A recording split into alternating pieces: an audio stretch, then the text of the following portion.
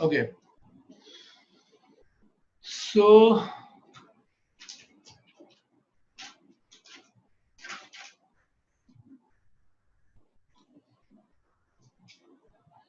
Permutation and combination के बारे में पहले कभी कुछ सुना है? क्या होता है ये? थोड़ा बहुत भी? क्यों प्रथमेश? नो सर, मतलब ऐसा परम्यूटेशन एंड कॉम्बिनेशन एक्चुअली होता है काउंटिंग। हम यहाँ पे केस काउंट करते हैं, और काउंटिंग करने के लिए हम लोग अलग अलग तरीके के मेथड यूज करते हैं जिससे हम जल्दी काउंटिंग कर सकें। Excuse me. ठीक है, तो वो जो जल्दी काउंटिंग की जाती है ना, वो कैसे करेंगे वो मैं तुम्हें दिखाऊंगा। और काउंटिंग के लिए हम दो तरीके के प्रिंसिपल यूज करते हैं, जिसमें से एक को हम बोलते हैं एडिशन रूल और एक को हम बोलते हैं मल्टीप्लिकेशन रूल।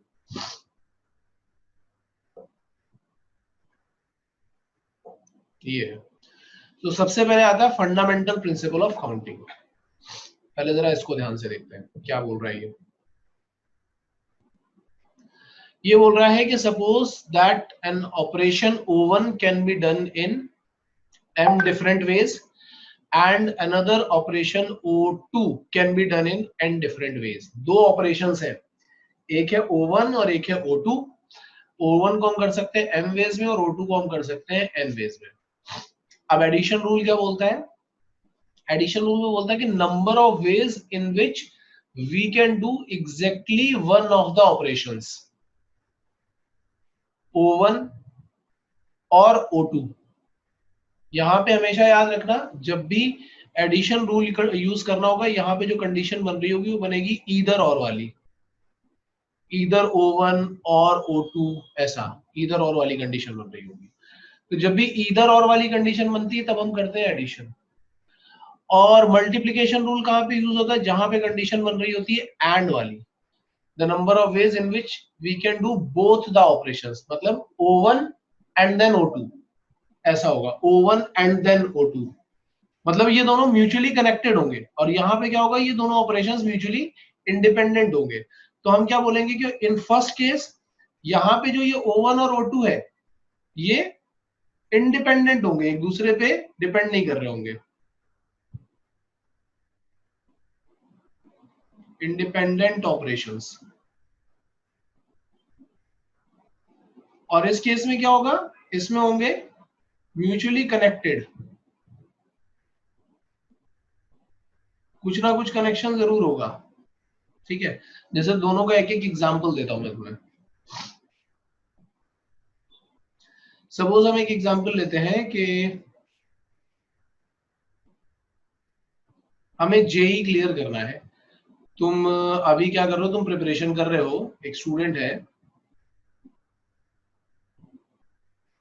है जिसको फाइनली जेई क्लियर करना है।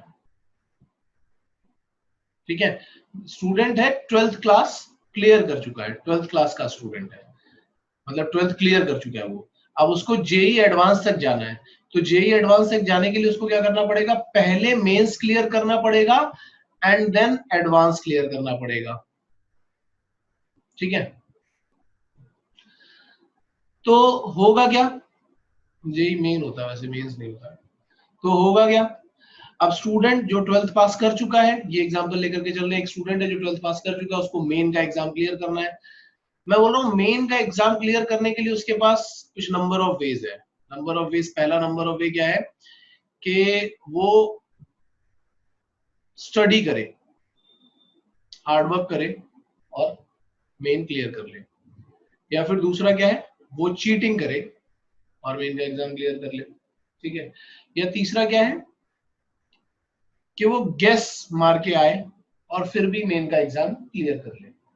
ये तीन ऑप्शन है उसके पास, ये तीन चीजें वो कर सकता है। जब मेन का एग्जाम क्लियर हो गया तो उसके बाद एडवांस का एग्जाम क्लियर करने के लिए अब उसके पास फिर से ये तीन रास्ते हैं कि वो स्टडी करे, या फिर वो चीटिंग करे, या फिर वो गेस मार के आए।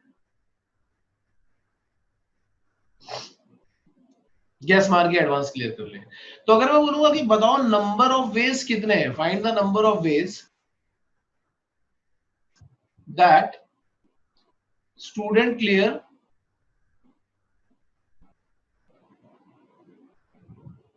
जेई एडवांस, तो तुम क्या बोलोगे यहाँ पे सर जो जॉब्स, हाँ सर मतलब नंबर ऑफ वेज मतलब वो 3 ना, हाँ वही 3 वही, वेज लाइक। हाँ हाँ सर। कितने हो गए? सर 3। 3 नहीं होंगे। अब देखो इसमें क्या है, ये जो है ना स्टूडेंट को एडवांस का एग्जाम क्लियर करना है, यहाँ पे दो ऑपरेशन काम कर रहे हैं। ऑपरेशन 1 है मेंस का एग्जाम क्लियर करना, और ऑपरेशन 2 है एडवांस का एग्जाम क्लियर करना। जब तक मेंस का एग्जाम क्लियर नहीं करेगा तब तक वो एडवांस का एग्जाम क्लियर नहीं कर सकता। तो this is operation 1 and this is operation 2, और ये दोनों म्यूचुअली कनेक्टेड है। मतलब से कंडीशन क्या बन रही है, first mains and then advance, first mains and, या एंड देन वाला केस बन गया ना, फर्स्ट मेंस एंड देन। तो सिंपल सी बात है कि मल्टीप्लिकेशन रूल यहाँ पे यूज होने वाला है। अब मेंस क्लियर करने के लिए उसके पास कितने नंबर ऑफ वेज है, 3,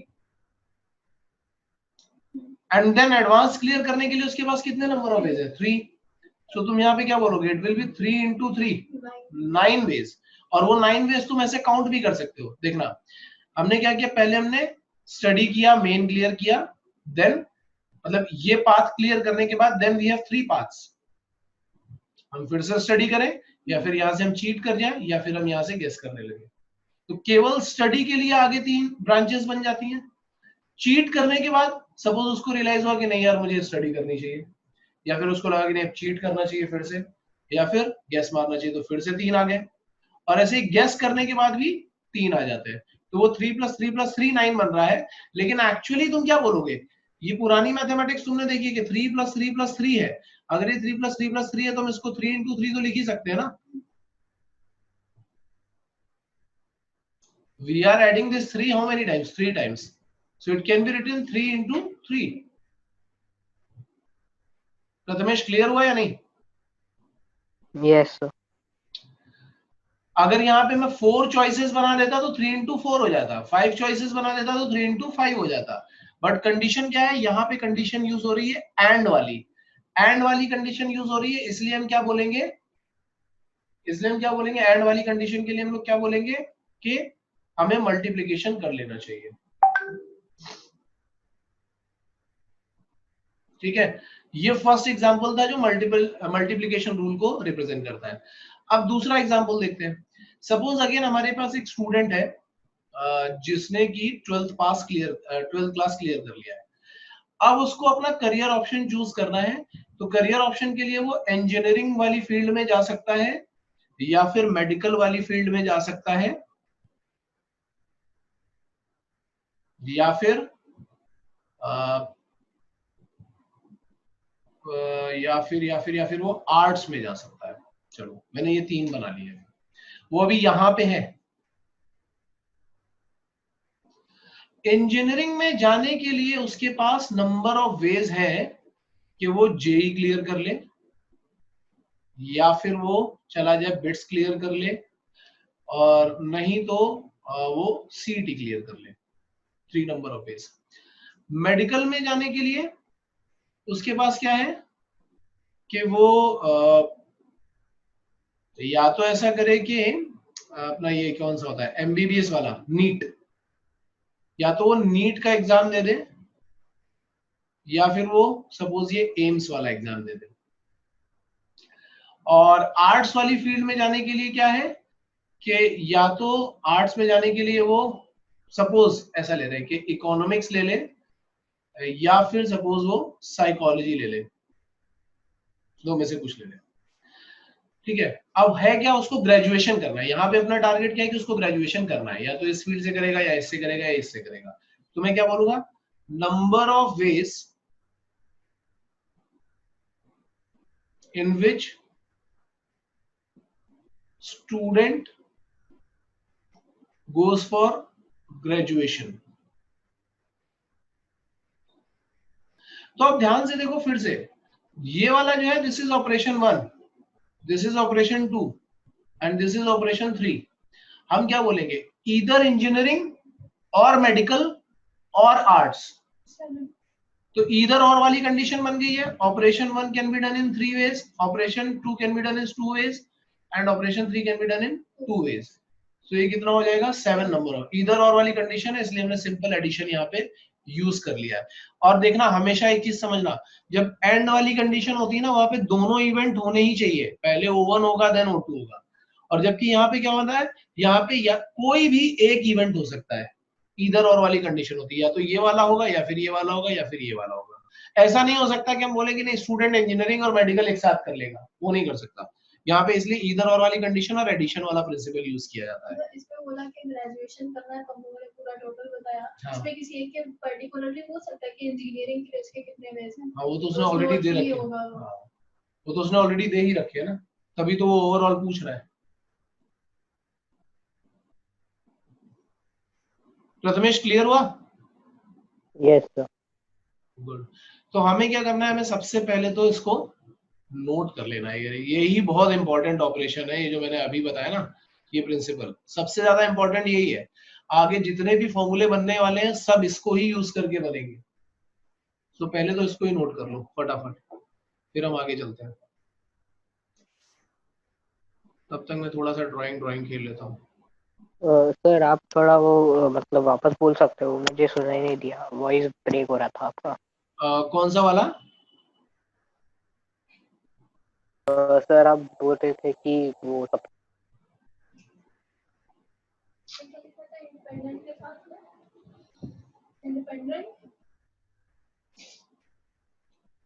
इंडिपेंडेंट और वाली कंडीशन ठीक करता हूँ यार। देखो यहाँ पे कंडीशन में ना थोड़ी सी ठीक कर रहा हूँ मैं, इसको मैथमेटिकल टर्म्स बोल रहा हूँ। इंडिपेंडेंट और ये वाले टर्म्स जो है ना, ये नॉर्मल लेमन लैंग्वेज के लिए मैंने बता दिए थे, लेकिन अभी तुम इसको क्या लिखोगे, इसको ऐसे लिखना जो हम लोग यूज करते हैं कंडीशन, वो वाली कंडीशन लिखना।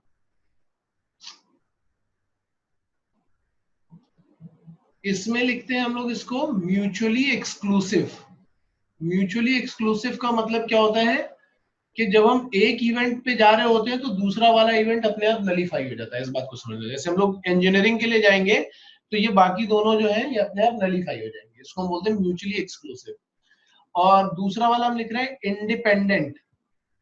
इंडिपेंडेंट का मतलब क्या होता है कि पहले वाले को हम कैसे कर रहे हैं इससे फर्क नहीं पड़ेगा कि हम दूसरे वाले को कैसे करेंगे। मतलब ये वाला मेंस वाला जो टास्क है वो कैसे हो रहा है, ये बात इस बात को अफेक्ट नहीं करेगी कि दूसरा वाला, मतलब एक इवेंट दूसरे इवेंट को अफेक्ट नहीं करेगा, एक इवेंट का अकरेंस। तो अगर हम इसको स्टडी करके कर रहे हैं तो जरूरी नहीं कि हमें दूसरा भी स्टडी करके करना पड़े, बस ऐसी कंडीशन। तो मैथमेटिकल लैंग्वेज में इसको ऐसा बोलते हैं। लेकिन हाँ बस इतना जरूर है कि ऑपरेशन कैसा होगा, एक के बाद एक होगा। मल्टीप्लिकेशन में एक के बाद एक ऑपरेशन होगा, और एडिशन रूल में क्या होगा कि एक के बाद एक नहीं होगा, बल्कि कोई भी एक हो रहा होगा।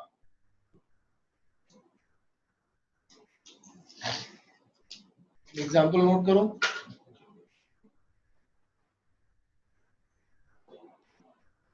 अब यहाँ पे दोनों की कंडीशन में लिख देता हूँ। एग्जाम्पल 1 में क्या है,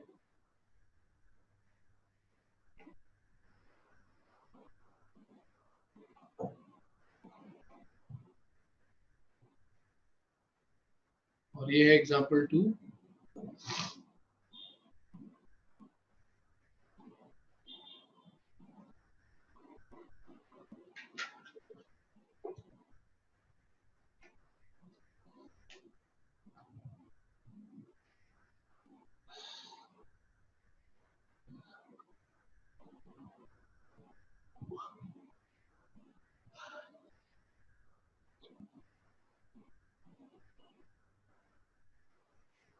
हाँ यार, फर्स्ट वन बताओ क्या है आंसर? सर 21। क्वेश्चन नंबर 1 में वो क्या बोल रहा है, what we have to do, how many 3 letter code combination can be made by using 10 digits. 10 digits कौन सी डिजिट्स? 0 1 2 3 वाली डिजिट कहां तक जाएगी? 9 तक जाएगी। ठीक है, अब हम यहाँ पे यूज करने वाले हैं बॉक्स मेथड। बॉक्स मेथड बहुत इंपॉर्टेंट मेथड होता है, ठीक है, इसको ध्यान से देखना। फर्स्ट प्रॉब्लम में हम क्या करेंगे, हमें क्या करना है, 3 लेटर कोड बनाना है ना, मतलब we have to fill 3 boxes. इसको बहुत ध्यान से समझना है क्योंकि सारे डेरिवेशन इस पे बेस्ड है। We have to fill 3 boxes. Okay, 3 letter code मतलब इनमें से कुछ भी आ सकता है. Repetition of digit not allowed. ठीक है, तो repetition of digit not allowed है, इसका मतलब क्या है, यहाँ पे इन 10 में से कोई भी एक डिजिट आ सकती है. हमें देखना पड़ेगा चॉइसेस क्या है, हर एक बॉक्स के पास क्या क्या चॉइसेस हैं. ठीक है, तो फर्स्ट वाले बॉक्स के पास कितनी चॉइसेस है, कोई भी एक डिजिट आ सकती है. लेकिन यहाँ पे जो डिजिट आ गई है अब वो इधर नहीं आ सकती क्योंकि रिपीटिशन अलाउड नहीं है. तो इसके पास कितनी चॉइसेस आएंगी, 9. और फिर इसके पास कितने चॉइसेस आएंगे, जो आगे 2 यूज हो चुकी है वो इसमें नहीं यूज होंगी, तो टोटल चॉइसेस 8. अब इनको मल्टीप्लाई करें या ऐड करें, क्यों प्रथमेश, मल्टीप्लाई करें या ऐड करें? अनन्या बोल रही है ऐड करना चाहिए. Sir add. हाँ वेरी गुड, ऐड बिल्कुल नहीं करना चाहिए, क्योंकि हम ऐसा थोड़ी ना बोल रहे हैं कि इधर दिस और दिस और दिस. क्या मैंने ऐसा बोला है? क्या ऐसा लेटर अगर हमें कोड बनाना है तो क्या हम ऐसा बोलेंगे कि हाँ इस बॉक्स में फिल हो गया भाई, बन गया अपना 3 लेटर का कोड? 3 लेटर का कोड बनने का मतलब क्या है, this and then this and then this. जब तीनों ही हो जाएंगे तभी तो 3 लेटर का कोड बनेगा. तो यहाँ पे ऐड नहीं बल्कि मल्टीप्लीकेशन होगा. क्यों होगा, क्योंकि तीनों का फिल होना जरूरी है. हम उसमें ये नहीं बोल रहे कि तीनों में से कोई एक फिल हो जाए, हम बोल रहे हैं कि तीनों का फिल होना जरूरी है, तभी 3 लेटर कोड बनेगा. तो यहाँ पे होगा एक्चुअल में मल्टीप्लीकेशन, तो वैल्यू आएगी 720. अब आते हैं बी वाले में. अब जरा बी वाले में बताना मुझे, ये फिर से मैंने 3 बॉक्सेस बना दिए और मैं पूछ रहा हूँ कि चॉइसेस बोलो कितनी कितनी है. फर्स्ट वाले के पास कितनी चॉइस है, 10. सेकेंड वाले के पास 10 और थर्ड वाले के पास 10. क्योंकि यहाँ पे रिपीटिशन अलाउड है, कोई भी कहीं पे भी आ सकता है, तो ये आएगा 10 क्यूब, दैट इज व्हाट 1000. अभी बात समझ में आई?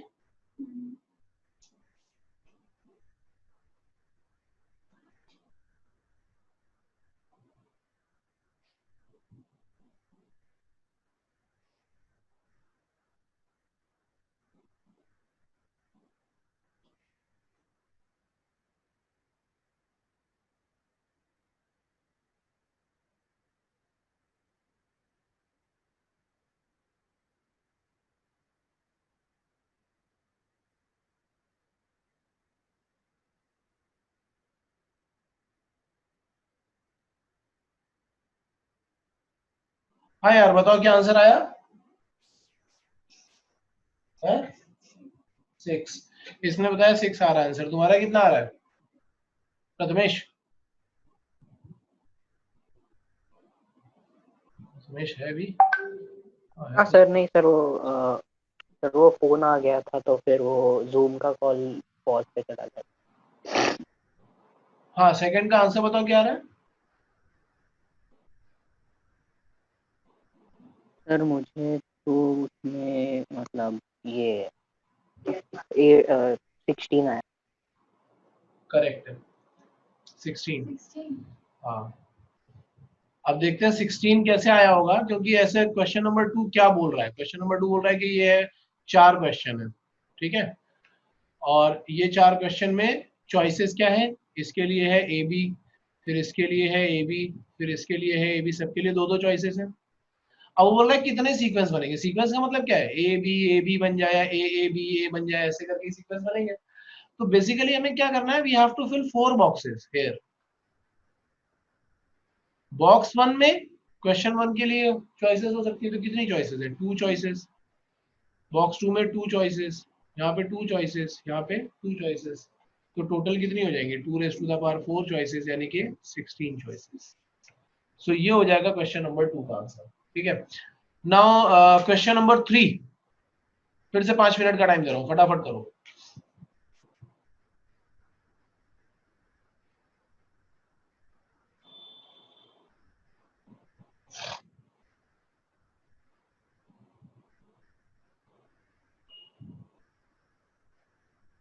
तो नेगेटिव वैल्यू भी है. पागल है क्या? Find the number of 3 digits following. यार वो अच्छा ठीक है, इसमें पहली बात तो जो तुम्हारे कंफ्यूजन वाले सारे पॉइंट मैं खत्म कर देता हूँ. थर्ड क्वेश्चन में find the number of 3 digit odd integers तो ऑड इंटीजर्स की जगह पर मैं ऑड नेचुरल नंबर्स डाल देता हूँ, ठीक है, तो तुम्हारा ये प्रॉब्लम भी खत्म है, ठीक है। और यहाँ पे भी मैं डाल देता हूँ ऑड नेचुरल नंबर्स। अब बताओ मुझे आंसर क्या आ रहा है।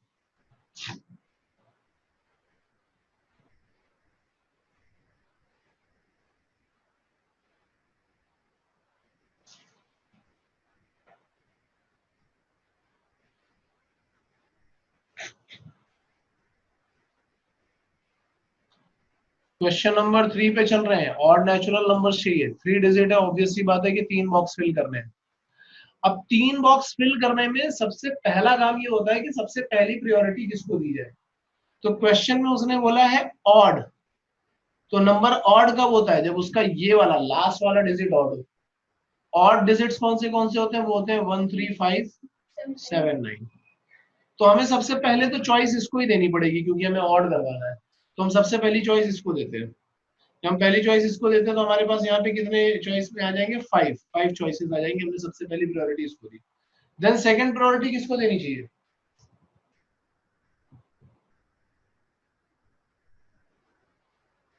देन सेकंड प्रायोरिटी है इस बॉक्स की। क्यों है इस बॉक्स की, क्योंकि हमारे पास टोटल डिजिट्स कितने हैं, ये भी तो है, सारे डिजिट्स हैं अपने पास। यहाँ पे जीरो नहीं आ सकता, क्योंकि अगर यहाँ जीरो आ गया तो ये 2 डिजिट नंबर बन जाएगा। तो सेकंड प्रायोरिटी हमें किसको देनी पड़ेगी, इसको। मतलब अब यहाँ पे भी क्या होता है ना, क्योंकि मैंने वहां पे कुछ बोला नहीं है तो हम ये मान के चल रहे हैं कि रिपीटिशन अलाउड है। अगर वो बोल देता रिपीटिशन नॉट अलाउड तो हम उसको अलग से करते, लेकिन उसने कुछ नहीं बोला, मतलब रिपीटिशन अलाउड है। तो सीधी सी बात है कि यहाँ पे क्या होगा, यहाँ पे जीरो को छोड़ करके कुछ भी आ सकता है, तो यहाँ पे चॉइसेस आएंगे 9। हमारी पहली प्रायोरिटी थी ये वाला बॉक्स, दूसरी प्रायोरिटी है ये वाला बॉक्स, और ये है लीस्ट प्रायोरिटी पे, तो हम थर्ड इसको देंगे। तो यहाँ पे से आउट ऑफ 10 डिजिट कोई भी डिजिट यहाँ पे आ सकता है। तो हमारे पास टोटल कितना बनेगा, 9 into 5 into 10, so it is 950। इतने नंबर्स बनेंगे टोटल। प्रथमेश ये बात समझ में आ रही है? हाँ सर समझ गया सर। सॉरी 950 450 होगा ना? 450, 450, सॉरी।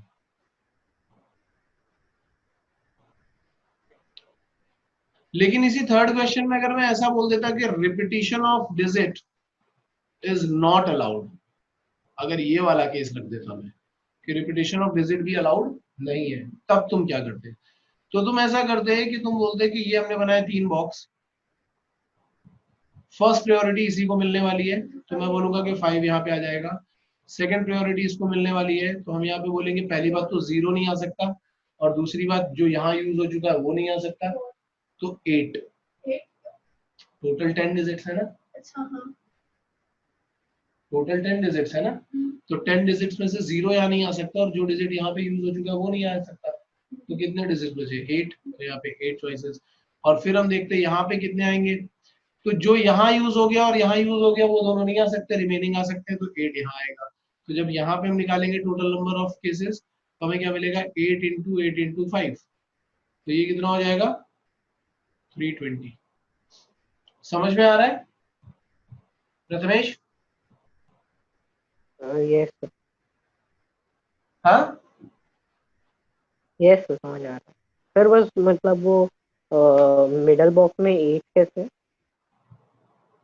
मिडिल बॉक्स में 8 ऐसे कि जो एक डिजिट यहाँ यूज हो चुकी है वो हम नहीं ले सकते, और जो एक यहाँ यूज हो चुकी है वो नहीं ले सकते। यहाँ 0 तो आ सकते हैं ना, हाँ सर। रिमेनिंग कोई भी यहाँ पे आ सकता है। इसमें प्रॉब्लम क्या होती है, इसमें 0 नहीं ले सकते, इसके लिए यहाँ पे हमें देखना पड़ता है। तो यहाँ 0 नहीं ले सकते थे, रिपीटिशन अलाउड नहीं, तो जो इधर यूज हो चुका वो भी नहीं ले सकते थे, इसलिए 8 आ रहा था। और मिडिल बॉक्स में क्या, 0 तो आ ही सकता है ना, बस जो 2 यूज हो चुके हैं वो नहीं आ सकते, बाकी कुछ भी आ सकता है। तो टोटल 8 डिजिट अभी भी अवेलेबल है, तो 8 इंटू 5 आया। अभी समझा? हाँ सर समझ गया अभी। ओके, इसको नोट करो, क्वेश्चन नंबर 4 पे जाओ।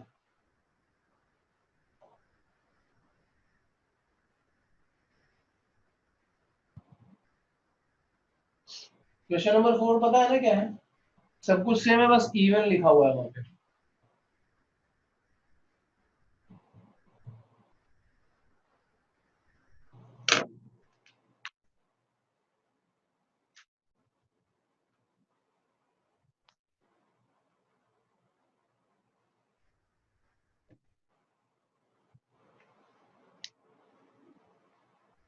ये भी तो सही होगा 450।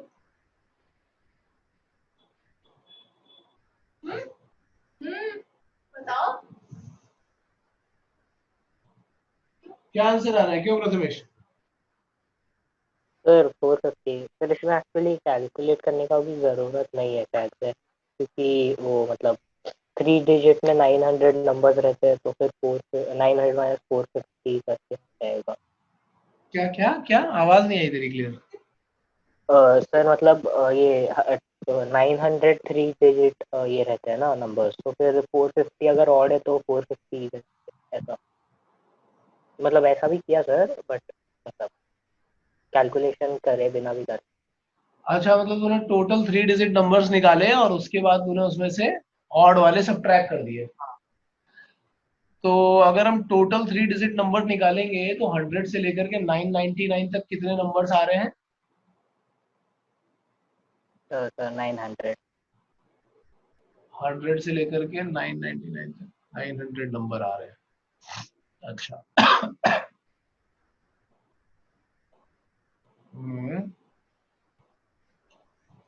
तो उसमें से हमने सब्ट्रैक्ट किया तो 450 आ रहा है। मुझे चेक करने दे यार। अरे तो वैसे भी हाँ ठीक है, करेक्ट बोल रहे हो। बिल्कुल सिंपल सा केस है, वैसे भी कर सकते हैं और ऐसे भी कर सकते हैं, बॉक्स मेथड से भी कर सकते हैं। कि बॉक्स मेथड के थ्रू जाओगे तो तुम यहाँ बोलोगे कि this has 5 choices, this has 9 choices and this has 10 choices, so it is 450। और वैसे भी कर सकते हो कि टोटल में से वो हटा दो। लेकिन मजा अब आएगा जब मैं बोलूंगा कि रिपीटिशन इज नॉट अलाउड। अब बताओ कितने आएंगे। पहला वाला पार्ट तो आसान था, ये इस क्वेश्चन का सेकंड पार्ट और ये वाला इस क्वेश्चन का second part. If repetition is not allowed.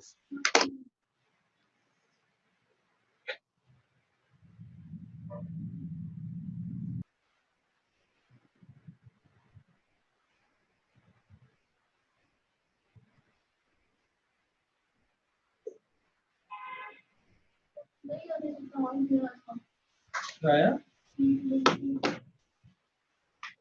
हाँ प्रथमेश, कितना आया तुम्हारा? ये तो कह रही 320 आ रहा है इसका। मुझे भी 320 आ रहा है सर। तुम्हें भी 320 आ रहा है, चलो जरा देखते हैं।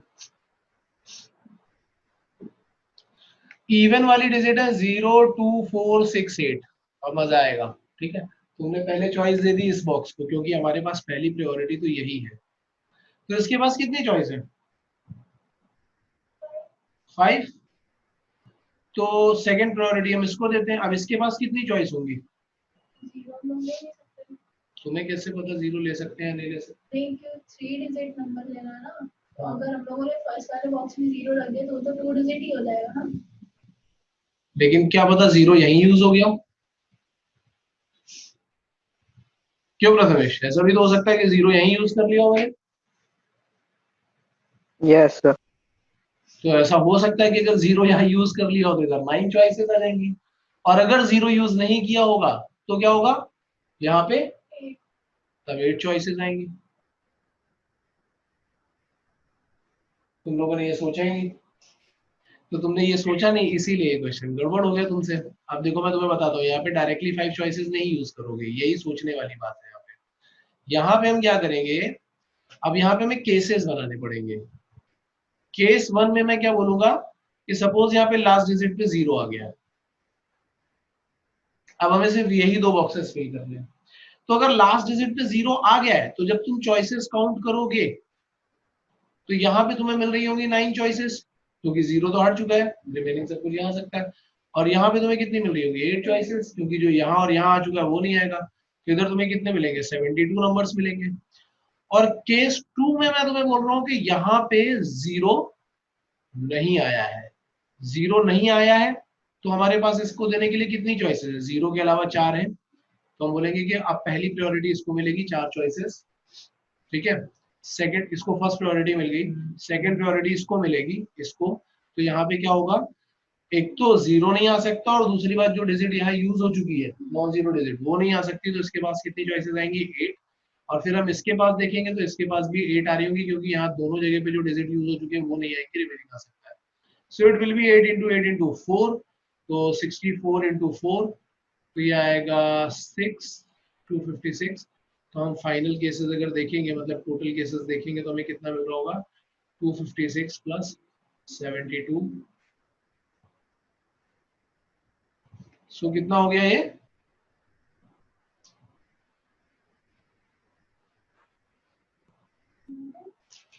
एक और कौन है इसके साथ? मैंने निकाल दिया, हाँ है। अरे रखा है मेरे पास, खाया थोड़ी ना हुआ। सॉल्व क्या है आंसर, 5 7, अरे वाह इतनी जल्दी। वो बोल रहा है कि 7, how many 3 digit numbers are possible if one of the digit is 7, क्या किया ये बताओ पहले।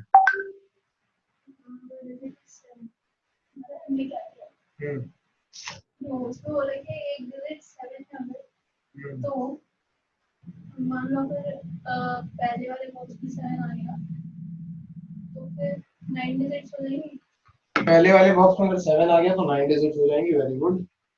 मतलब 7 नंबर, हाँ 7 नंबर, हाँ तो मतलब एक नंबर गया तो ना 9 ही बचेगी। हाँ उसके बाद एक नंबर यहाँ यूज हो गया, वो 9 में से अगर 0 यूज हो गया यहाँ पे, तो 9 में से अगर 0 यहाँ यूज हो गया तो 7 यहाँ आएगा ना। हाँ तो 3 डिजिट तो रहा ही नहीं ना।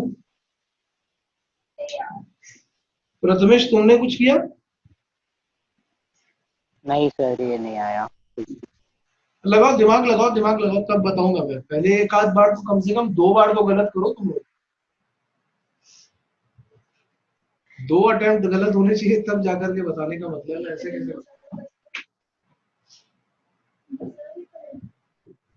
दूसरा भी करो। अनन्या ने तो एक गलत कर लिया, अभी देखो दूसरा गलत करने जा रही है, कितनी कॉन्फिडेंट हुई है, सीधे सीधे गलत ही करती है, सही नहीं। यार नहीं आ रहा। नहीं आ रहा, तुम लोग दिमाग ही नहीं लगा रहे हो यार, ऐसे कैसे आएगा।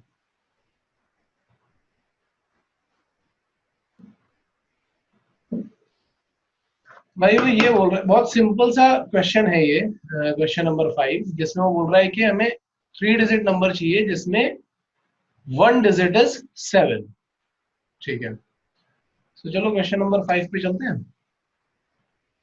3 डिजिट नंबर बनाना है, 1 डिजिट शुड बी 7, है ना, यही बोल रहा है ना। 1 डिजिट शुड बी 7 का मतलब ऐसा हो सकता है कि एटलीस्ट 1 डिजिट 7 बोल रहा है ना वो। क्वेश्चन देखो जरा,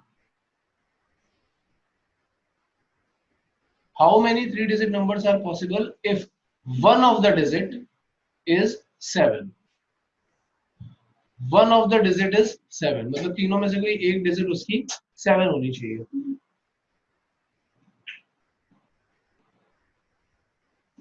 तो यहां डाल दिया 7, पहला case.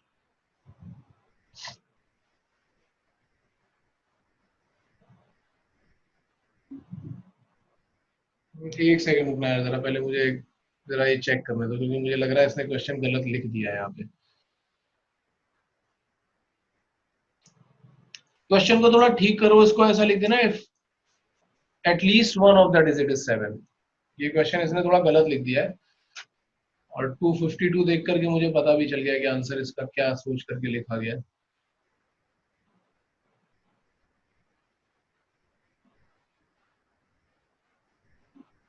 If at least one of the digit is 7, मतलब या तो हो सकता है कि एक ही डिजिट 7 हो, या हो सकता है कि दोनों डिजिट भी 7 हो जाए, या हो सकता है कि तीनों डिजिट 7 हो जाए, ठीक है। तो उस केस में हम इसको कैसे करेंगे, तो उस केस में करने के लिए हम क्या करते हैं, और क्वेश्चन बहुत ध्यान से समझना, ये एटलीस्ट वाले क्वेश्चन ऐसे ही किए जाते हैं। हम पहले कोई 7 एवं वाली कंडीशन को सोच ही नहीं रहे, हम ये देखते हैं कि टोटल पॉसिबल नंबर कितने हैं। तो अगर तुम टोटल पॉसिबल नंबर देखोगे तो तुम यहाँ पे कितने, मतलब कहीं कोई चॉइस तो है नहीं। सबसे पहली कंडीशन अब इस पे ही लग रही होगी, यहाँ पे 9 आएंगे, यहाँ पे 10 into 10, तो टोटल 900 नंबर्स बन रहे हो अपने पास। अब हम वो वाले नंबर निकालेंगे when 7 is not used, when 7 is not used, 7 को यूज ही नहीं किया है। तो हमारे पास टोटल डिजिट अब कितनी आ गई, पहले 10 डिजिट थी तो अब 9 डिजिट आ गई होंगी, ठीक है। और अगर 7 यूज नहीं किया गया तो देखना जरा बॉक्सेस में क्या कंडीशन बन रही होगी। यहाँ पे क्या कंडीशन बन रही होगी, अब यहाँ पे चॉइसेस आ जाएंगी 8 9 9, तो ये आएगा 8 इंटू 9 इंटू 9,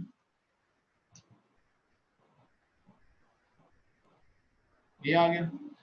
तो हमें जो रिक्वायर्ड नंबर्स हैं वो कौन कैसे मिलेंगे, टोटल नंबर में से अगर मैं ये वाले नंबर हटा देता हूं तो हमें क्या मिल जाएंगे, रिक्वायर्ड नंबर। क्योंकि टोटल नंबर में 7 है भी और नहीं भी, मैंने वो वाले नंबर हटा दिए जिसमें 7 यूज ही नहीं हुआ है। तो अब जो नंबर बचे होंगे वो कौन से होंगे जिसमें 7 कम से कम एक बार तो यूज हुआ ही होगा, या 2 बार यूज हुआ हो या 3 बार यूज हुआ हो। तो हम इसको ऐसे कर सकते हैं। ये बात समझ में आ रही है प्रथमेश?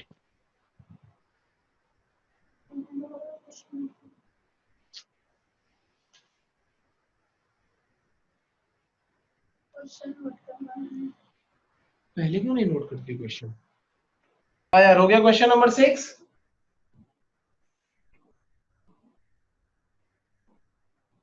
सर शायद से बताओ क्या आंसर आ रहा है। सर 8। 8 नहीं यार, 8 तो नहीं आना चाहिए। वो क्या बोल रहा है, 5 डिफरेंट बॉल्स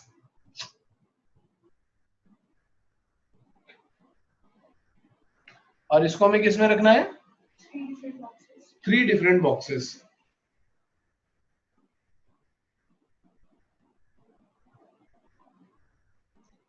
तुम्हारा क्या है?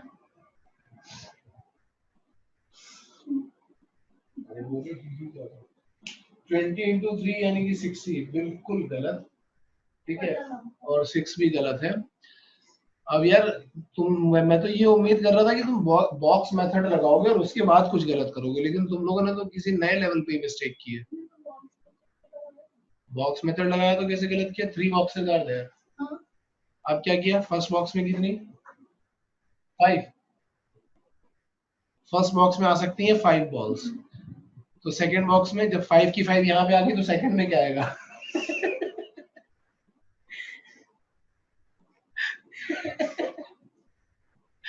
प्रथमेश तेरा 6 कैसे आया? वो सर मैंने ऐड कर दिया एक्चुअली तो। यहाँ पे अब ये क्वेश्चन याद रखो, ये अच्छा क्वेश्चन है। यहाँ पे बॉक्सेस को चॉइस नहीं मिलेगी। क्यों चॉइस नहीं मिलेगी, क्योंकि अगर तुमने ये 5 4 3 वाला करने का सोचा और 5 तुमने इसको दे दिया तो दोनों बॉक्स एम्प्टी। ठीक है, अब दूसरे केस में तुम बोलोगे कि हाँ इसको हम 4 दे सकते हैं, तो फिर बाकी इसमें इसमें क्या होगा, फिर हम उसमें कंफ्यूज होंगे और उसके केसेस बनाना भी बहुत मुश्किल हो जाएगा। ठीक है, तो हम इसको कैसे करेंगे, यहाँ पे याद रखो लिख लेना कहीं पे, यहाँ पे चॉइस मिलेगी बॉल्स को। ठीक है, बॉल्स, फर्स्ट बॉल के पास ये लिखा मैंने बॉल 1, इसके पास 3 चॉइस है। ये किसी भी बॉक्स में जा सकती है, बॉक्स 1 बॉक्स 2 या बॉक्स 3। हमारे पास ये 3 बॉक्सेस रखे, box 1 box 2 and box 3। Suppose this is box 1, this is box 2 and this is box 3। तो हम क्या बोलेंगे कि ball 1 has how many choices, 3 choices. Same for ball 2, क्योंकि वो भी तीनों में से कहीं जा सकती है, फिर बॉल 3 भी तीनों में से कहीं जा सकती है, तो सबके पास 3 चॉइसेस है। तो टोटल केसेस कितने हो जाएंगे, 3 into 3 into 3 into 3 into 3, because 5 balls are there ना, हर एक बॉल के पास 3 so 3 raise to the power 5 choices, मतलब टोटल केसेस ये आएंगे। अब उसमें हो सकता है कोई बॉक्स एम्प्टी रहे ना रहे, हमें कोई फर्क नहीं पड़ रहा, हमने तो सारी बॉल्स को चॉइस दे दी। ऐसा हो सकता है कि सारी बॉल्स इसमें आ जाए, ये दोनों एम्प्टी हो जाए, सारे इसमें आ जाए, ये दोनों एम्प्टी हो जाए, या 3 इसमें आए, एक इसमें और एक इसमें आ जाए, 2 2 और एक ऐसे आ जाए, वो सब कुछ सारे केसेस इसी में कवर हो जाएंगे। Yes sir.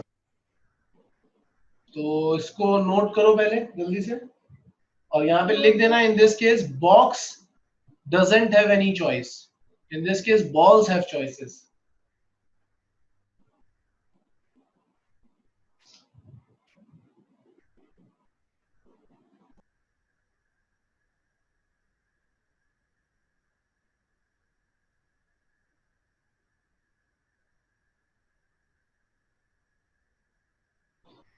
हाँ यार, तुम्हारा कितना आया? Prathamesh sir 2n। 2 into n। तो सर 2n होना चाहिए क्या? मतलब मुझे 2n आया बट 2n होना चाहिए शायद। 2 raised to the power n आया, 2 into n है। 2 into n कैसे आ रहा है पहले ये बताओ। सर मैंने मल्टीप्लाई कर दिया उसको, बट फिर अभी मुझे रियलाइज हो रहा है कि वो 2n होना चाहिए। हाँ, अब देखो बॉल 1 के पास कितने चॉइसेस हैं? Ball 1 has 2 choices. Similarly, ball 2 has 2 choices. And so on, सारे balls के पास उतने ही choices होंगे। तो total number of cases कितने बनेंगे? 2 into 2 into 2 and so on n times। तो जब 2 को हम n times multiply करते हैं तो क्या आता है? 2n। 2 raised to the power n की 2 into 2 raised to the power n। हाँ, 2 raised to the power n। पर क्या ये required cases है? ये required cases नहीं है। रिक्वायर्ड केसेस में वो क्या बोल रहा है? क्या बोल रहा है? Such that no box remains empty. तो एक केस ऐसा हो सकता है कि सारे बॉक्स बॉक्स 1 में आ जाए और बॉक्स 2 एम्प्टी हो जाए, या फिर एक केस ऐसा हो सकता है कि सारे बॉक्स बॉक्स 2 में आ जाए सारे बॉल्स और बॉक्स 1 एम्प्टी हो जाए। तो 2 केसेस आर देयर, वो हमें हटाने पड़ेंगे। ठीक है, कौन से 2 केसेस हैं? व्हेन बॉक्स 1 इज एम्प्टी, एक केस तो ये हो गया, या फिर बॉक्स 2 इज एम्प्टी, ये दूसरा केस। ये 2 केसेस ऐसे आ गए हैं जो हमें एक्चुअल में हटाने पड़ेंगे, बाकी सब कुछ हम ऐसा कर सकते हैं। समझ में आ रहा है? ओके, क्वेश्चन नंबर 8 पे जाओ। इसके लिए तो मैं 3 मिनट का टाइम दूंगा, इससे ज्यादा तो दूंगा नहीं। बिल्कुल इजी सा क्वेश्चन है।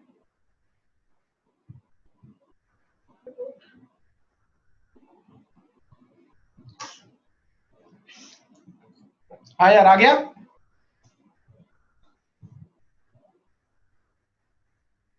सर सेम आंसर आ रहा है। क्या आ रहा है? 2 raise to the power n। हाँ 2 raise to the power n 2 तो नहीं आएगा।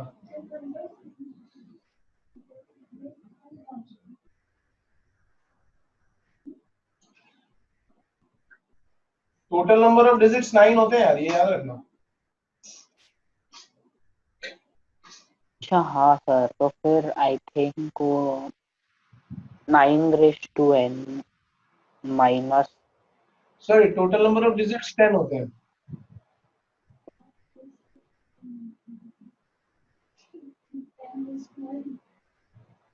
कैसे? No 2 consecutive digits are same, ये भी बोल रहा है वो।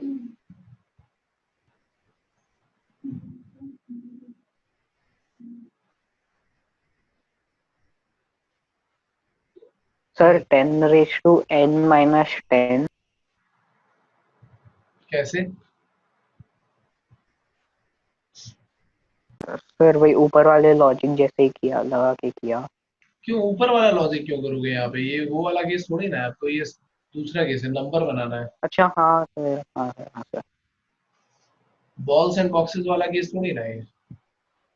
अब तो तुम यहाँ देखो चॉइसेस कितने हैं, नंबर बनाना है तो बॉक्स के पास चॉइसेस देखी जाएंगी ना। बॉक्स 1 के पास कितनी चॉइस आएंगी?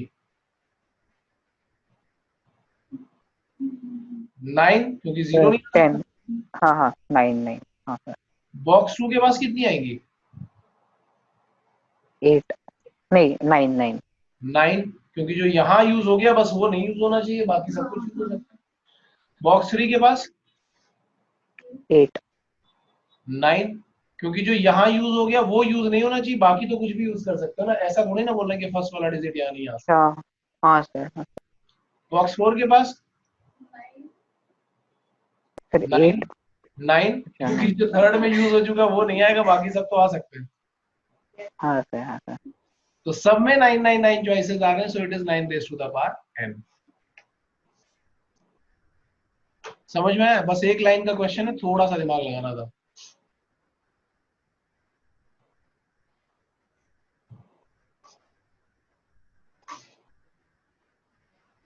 क्वेश्चन नंबर 9, 5 मिनट का टाइम दे रहा हूं, सोचो।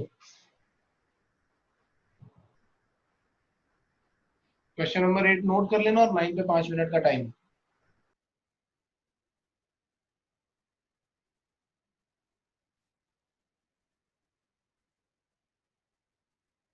सर आप म्यूटेड हो।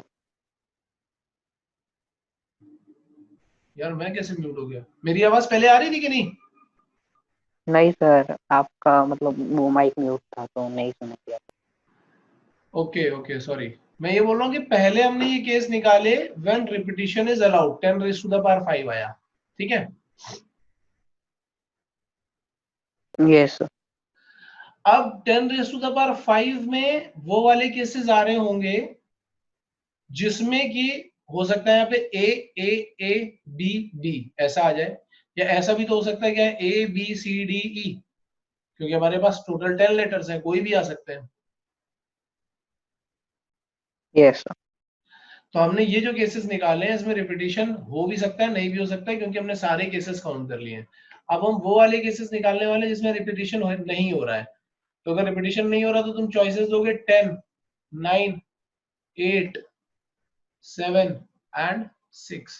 तो यहाँ पे केसेस कितने आएंगे? यहाँ पे आ जाएगा 10 into 9 into 8 into 7 into 6। Now required cases, तो रिक्वायर्ड केसेस कितने होंगे? रिक्वायर्ड केसेस होंगे टोटल माइनस जब रिपीटिशन नहीं हो रहा है। तो अब अगर हम ये वाले केसेस हटा देंगे तो हमारे पास कौन से वाले होंगे जिसमें रिपीटिशन कम से कम एक बार तो हो ही रहा होगा?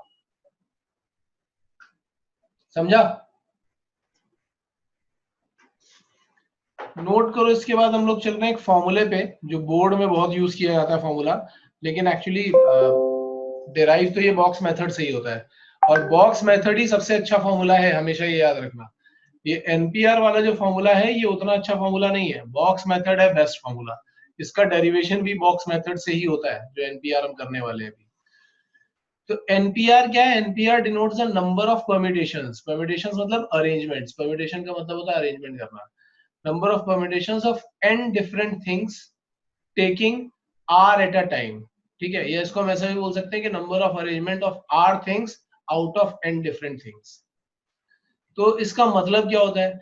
जैसे मैं तुम्हें बोलूंगा कि सपोज हमारे पास, एग्जाम्पल के लिए मैं दिखा रहा हूं यहाँ पे, कि सपोज हमारे पास 7 लेटर्स हैं, say A B C D E F, ठीक है। और मैं बोल रहा हूं कि we have to A B C D E F G and we have to arrange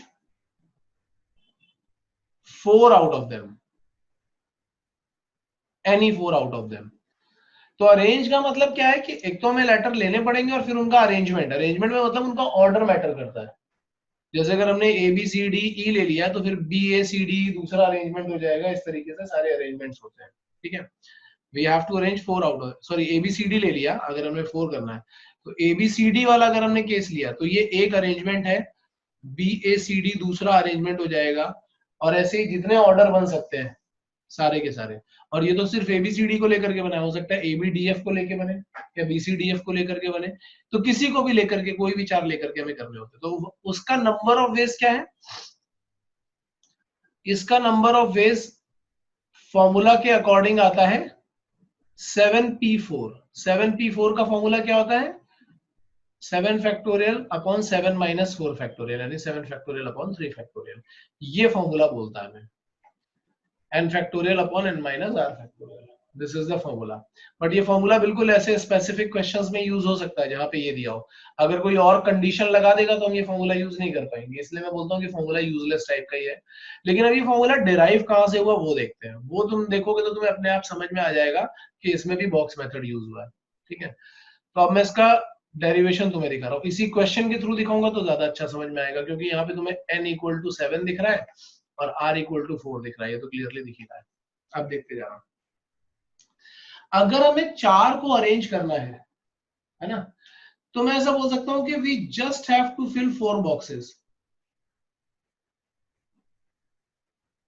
यही करना है, out of these 7 we have to fill 4 boxes. अब जरा चॉइसेस देखो हर एक बॉक्स के पास कितनी है। फर्स्ट बॉक्स के पास 7 में से कोई भी एक आ सकता है, सेकंड वाले के पास 6 में से कोई भी एक आ सकता है, थर्ड वाले के पास 5, उसके पास 4। तो तुम्हें क्या मिला?